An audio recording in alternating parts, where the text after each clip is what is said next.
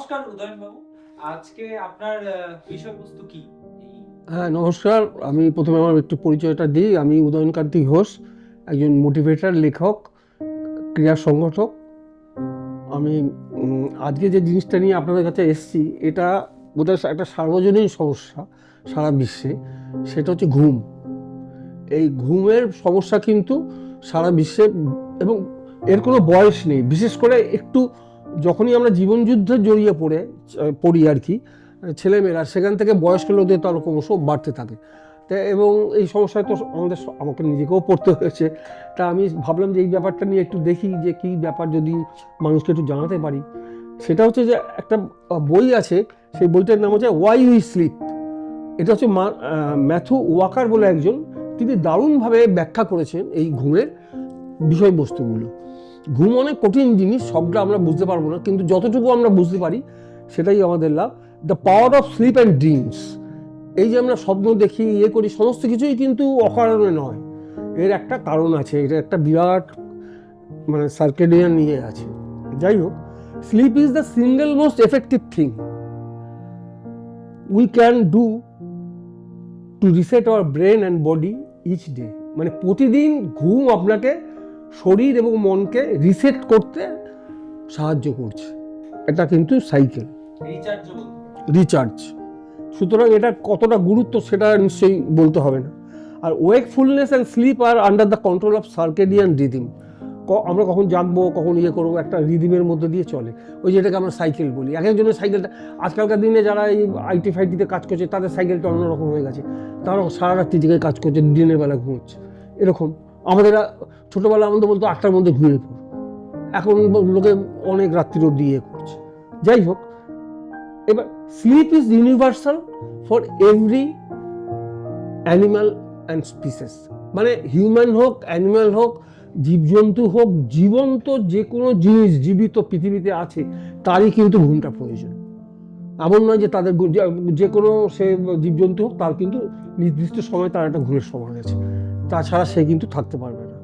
এখন দু রকমের ঘুম আছে, একটা হচ্ছে REM, আরেকটা হচ্ছে NREM।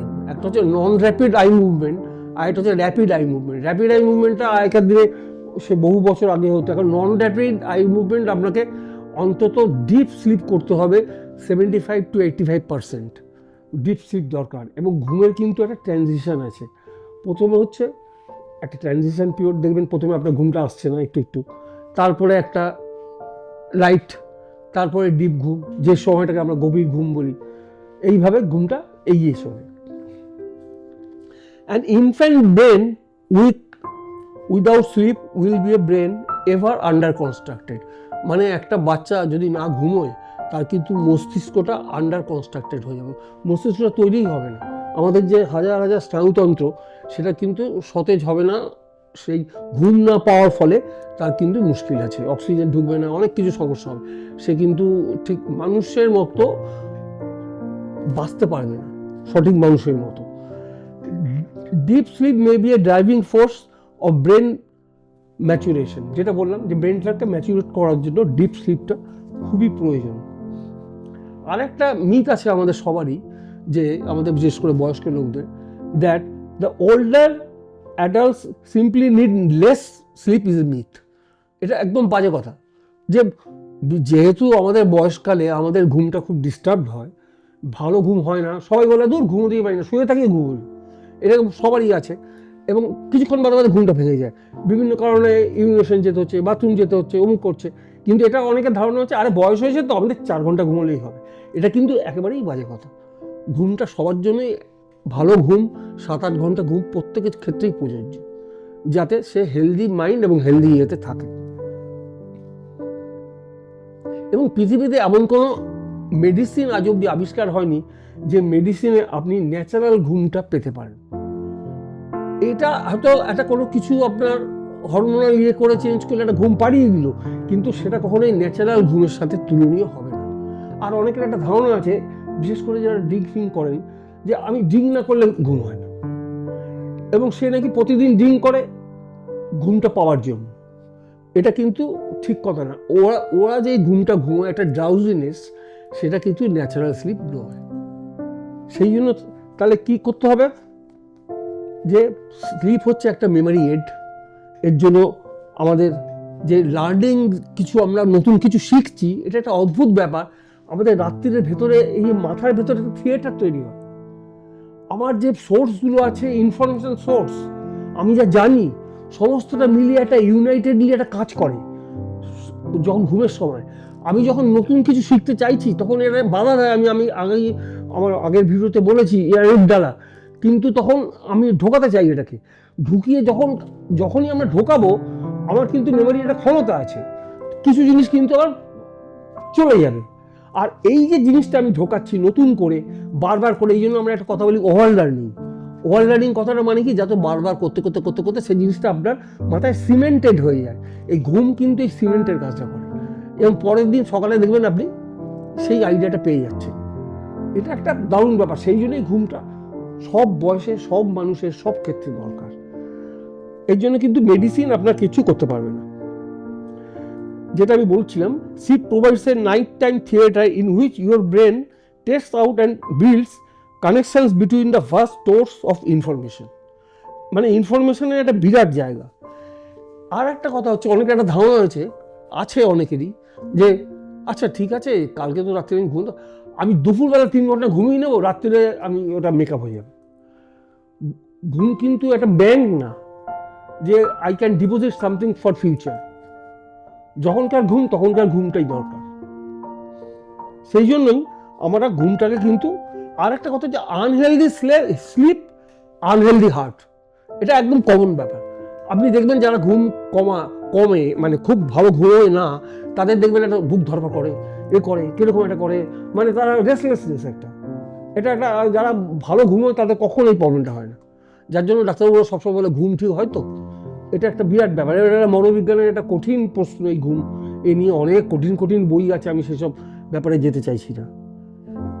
And sleep is the foundation of which in 2 other health bastions depends, that is means exercise and diet.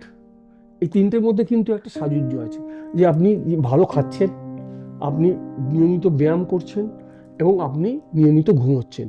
এই যে সাইকেলটা, এটা কিন্তু আপনাকে ভালো রাখবে সমস্ত দিক দিয়ে। এটা কিন্তু প্রত্যেকের করা উচিত, যাদের ঘুমের সাইকেলটা গন্ডগোল হয়ে গেছে। inadequate sleep is the perfect recipe for obesity. এটা অনেকের আছে, আচ্ছা আপনার ঘুম হয় না অথচ আমি মোটা হয়ে যাচ্ছে, এটা অনেকের প্রশ্ন। হ্যাঁ, এই যে ওবিসিটিটা এসে যায় কেন, তার কারণ হচ্ছে আপনি ক্যালোরি ইনটেক করছেন বেশি, কিন্তু বার্ন আউট হচ্ছে না। মানে কি দাঁড়াচ্ছে, greater calorie, lower calorie expenditure, তা আপনি তো মোটা হবেন। সেই জন্য দেখবেন মোটা লোকরাই বেশি সমস্যায় পড়ে, এদের খাওয়ার হ্যাবিটও প্রবলেম, প্রবলেম, অনেক কিছু এই সমস্ত নিয়ে। আর the shorter you sleep, the shorter you live, এটা একটা বিরাট ব্যাপার, যে যত আপনি কম ঘুমাবেন তত কিন্তু আপনি কম দিন বাঁচবেন। বেঁচে থাকারও আবার একটা সম্পর্ক আছে, এটা বিরাট ব্যাপার। যারা হয়তো অনেকটা ঘুম পেছিয়ে আছে সারা জীবন ধরে, তাদের মানে শেষ জীবনটা ভালো যায় না অনেক সময়। এবং এই জন্য আপনাকে কী করতে হবে, যেটা করতে গেলে আগে যেটা বলেছি, কোনো ওষুধ এটা হবে না। ওষুধ আপনি খেতেই পারেন, ঘুম না হলে তখন ডাক্তাররা দেবে, কী করে বাধ্য হয়ে দেবে, আপনাকে তো বাঁচিয়ে রাখতে হবে। অ্যান্ড আন্ডারসেট পিপল খালি নট লেস প্রোডাক্টিভ, এরা কিন্তু লেস মোটিভেটেড, লেস ক্রিয়েটিভ, এবং লেস হ্যাপি অ্যান্ড লেজিয়ার, এবং also they are also unethical. মানে আন্ডার স্লেপ ইয়েটা, কন্ডিশনটা আপনাকে কোথায় নিয়ে যাচ্ছে, আপনাকে মোটিভেশনটাকে নষ্ট করছে, আপনার প্রোডাক্টিভিটি নষ্ট করছে, আপনার যে মরালটাকেও পর্যন্ত নষ্ট করে দিচ্ছে, যেটা আনএথিক্যাল করে দিচ্ছে। তার মানে কতটা ঘুমটা মেডিসিন, এবং এই ঘুম এমন একটা মেডিসিন যেটা আপনার অনেক মেডিকেশনসকে দূরে সরিয়ে রাখবে যদি আপনি ঠিক সময়। এবং এটা বলে যে ounces of sleep offer pounds of health. মানে আর এটা আমি বড় করে বলছি না। সেই জন্য এই কারণে এবার আসছে আমি যেটা সব থেকে বড় সমস্যা, সেটা হচ্ছে ইনসমনিয়া, যেটা আমরা সবাই ভুগি। অনেকেই বলেন যে আমি ইনসমনিয়া ভুগি, কালকে সারা রাত্রি ঘুম হলো। এখন এটার অ্যাকচুয়ালি বিরাট কিছু ওষুধ দিই, কিন্তু কি করতে হবে আপনাকে, যেটা resetting your body cycle, body যে সাইকেলটা আছে আপনাকে রিসেট করতে হবে। এটা করতে গেলে আপনাকে কিছু নিয়ম মানতে হবে, যেমন ডেভেলপিং হেলথ হ্যাবিটস এটা, এবং মেডিকেশনটা কম করতে হবে, স্টিমুলেন্টস যেগুলো সেগুলো আপনাকে কম খেতে হবে, যেমন ক্যাফেন, চা, কফি, এবং এগুলো খেলেও কী করতে হবে, এই যে অ্যালকোহল, এই সমস্ত খেলেও আপনাকে ঘুমের অ্যাটলিস্ট 1.5-2 ঘন্টা 3 ঘন্টা আগে আপনাকে এটাকে শেষ করতে হবে। আপনি এক্ষুনি খেয়ে এক্ষুনি গেলে সেই ঘুমটা আপনার ঘুম না, এবং ক্যাফিন তো ঘুম আপনার নষ্ট করবেই, এটা আমরা সবাই জানি। হ্যাঁ, for at least 3-4 hours before bed. এবং আপনি যে বিছানাটা শুচ্ছেন, যে ঘরে যাচ্ছেন, সেই ঘরটায় অন্তত ঘুমের 4-5 ঘন্টা আগে যাবেন না, চেষ্টা করবেন। সেখানে ল্যাভেন্ডার করলেন, স্প্রে করলেন, কানে অনেক সময় অনেকে ইয়ারবাডস ঢুকিয়ে রাখে যাতে সাউন্ডটাকে ওনার এফেক্ট হয়। হ্যাঁ, আলোর কিছু থাকে, ডার্ক কার্টেন রাখলেন, হ্যাঁ, আলোটা যাতে একেবারেই না যায়। আরেকটা কথা হচ্ছে, আজকাল অনেক সময় বেরিয়েছে হোয়াইট নয়েজ মেশিন, মানে সুদিং অনেক রকম মিউজিক আছে যেগুলো আপনি অটোতে করে রাখলেন, ওটা আস্তে আস্তে আপনার সাউন্ডটাকে স্থিমিত করে দেবে এবং আপনাকে ঘুমে সাহায্য করবে। এবং খুব বেশি মানে ফিজিক্যাল ওয়ার্ক দরকার, কিন্তু খুব বেশি ফিজিক্যাল ওয়ার্ক করবেন না, মানে রেগুলার কিছু আমাদের এই বয়সে করলে আপনি ঘুমোতে গেলেন, সেটা কিন্তু অতিরিক্ত টায়ার, আবার দেখবেন অতিরিক্ত পরিশ্রম যারা করে ঘুম হয় না। তাও অনেকে বলে যে আমি সারাদিনে তো পরিশ্রম করলাম, আজকে অথচ ঘুম হলো না, এটাও দেখবেন অনেকে ফেস করে। সুতরাং এই জায়গাটা থেকে বেরোতে গেলে এই কতগুলো আস্তে আস্তে আপনার স্নায়ুটাকে স্থিমিত করতে হবে, এবং অন্তত 1 ঘন্টা আগে আপনার এই যে ব্লু রে, যেটা screening through mobile, laptop, TV, এগুলোর থেকে অব্যাহতি নিতে হবে। তার নাহলে এই যে ব্লু রেটা কিন্তু ইট মে এফেক্ট ইউর ব্রেন, যে নিউরনসগুলো আছে এবং স্নায়ুতন্ত্র আছে, সেখানে এফেক্ট করতে পারে, উত্তেজিত করে দিতে পারে, যেটা আপনার, এবং সেই আবার সবসময় উচিত হচ্ছে উত্তেজিত না হওয়া, তবেই আপনার ঘুমটা আসবে। যে কোনো একটা জিনিস, পলিটিক্স নিয়ে অমুক কিছু নিয়ে ভাবধার্ম করলেন, তর্ক করলেন বন্ধুর সাথে, তখন আপনার ঘুম কিছুতেই ভালো আসবে না, বা যে কোনো সাবজেক্টে। সুতরাং ঘুমটা আনতে গেলে এই পরিবেশটা তৈরি করতে, পরিবেশটা একটা বিরাট ব্যাপার। আরেকটা যেটা মেন মাস্টার হতে হবে, এটাকে বলে 20 মিনিট রুল। 20 মিনিট রুলটা কি, যে আপনি শুয়ে আছেন, 20 মিনিটের মধ্যে ঘুমটা এলো না, আপনি কিন্তু শুয়ে থাকবেন না, আপনি একটু ঘুরে আসুন, অন্য ঘরে যান, টয়লেট গেলেন, একটু অন্য কিছু করলেন, কাজকর্ম করলেন, তখন এসে এই ড্রাউজিনেসটা ফিল করবেন, তখন এসে আবার ঘুমোবেন। আর তাহলে আপনি যদি 20 মিনিট ঘুমোতে থাকেন, মানে ঘুম না হওয়ার সাথে শুয়ে থাকেন, আপনার মনের মধ্যে একটা হবে যে আমার কেন ঘুম আসছে না, কেন ঘুম আসছে না, কেন, এতে আপনি উত্তেজিত হয়ে যাবেন, আপনি এপাশ ওপাশ করতে থাকবেন, কিন্তু দেখবেন অনেক রাত্রির মধ্যে আপনার ঘুম আসছে না, ওভার থিঙ্কিং প্রবলেম এসে যাবে। সুতরাং এটা থেকে বেঁচে গেলে 20 মিনিট রুলটা কিন্তু সারা পৃথিবীতে এখন নিয়ে। আর ঘুমের আগে আপনি একটু হাঁটলেন, খাওয়ার পরে হালকা হাঁটলেন, হ্যাঁ, ব্রেনটাকে একটু ভালো রাখলেন, একটু প্রাণায়াম করলেন, হ্যাঁ, একটু মেডিটেশন করলেন, বই পড়লেন, ফিজিক্যাল বই, নট ডিজিটাল, ফিজিক্যাল বই 2 পাতা পড়লেন, এগুলো কিন্তু আপনাকে হেল্প করবে ইনসমনিয়া থেকে অনেকটা বেরিয়ে আসার জন্য। এবং কিছু হার্বাল আছে, যেমন ক্যামোমাইল টি, এটা অনেকটা কাজে দেয়, হ্যাঁ, যেটা দেখবেন যে আপনি করতে হয়, যেটা আমি আগে বলেছি, ল্যাভেন্ডার এবং গুড হ্যাবিটস, আর দিনের বেলায় একটু সানলাইট, হ্যাঁ, এটা কিন্তু খুব ভালো করে। আর যেটা সবথেকে সমস্যা, যেটা অনেকেরই, যেটা দুপুরবেলা ঘুমানো একটা হ্যাবিট, এটা কিন্তু আপনার ক্ষতি করবে রাত্রিবেলা হ্যাবিট। আপনি ঘুমোতে পারেন, কিন্তু 20 to 30 মিনিটস ন্যাপ নিতে পারেন, it will rebuild your everything, কিন্তু এটা 3টের আগে হলে ভালো হয়, বেলা 3টের আগে।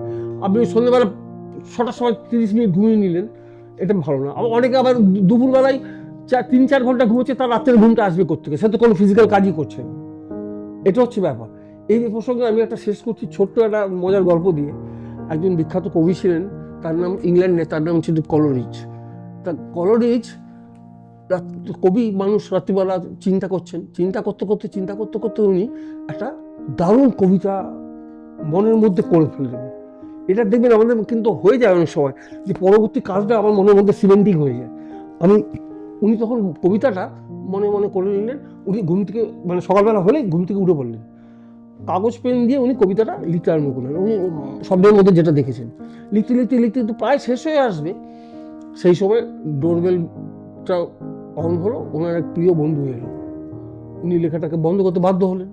তো ওর বন্ধু কিছুক্ষণ বসলো, 10-20 মিনিট চাফা খেলো, আধা মিনিট চলে গেল, তারপরে কিন্তু কলোরিজ আর ওটা মনে করতে পারলেন না। তা কবিতাটা কিন্তু অসমাপ্ত রয়ে গেল। এটা একটা বিখ্যাত কবিতা, এর নাম হচ্ছে কুবলাই খান।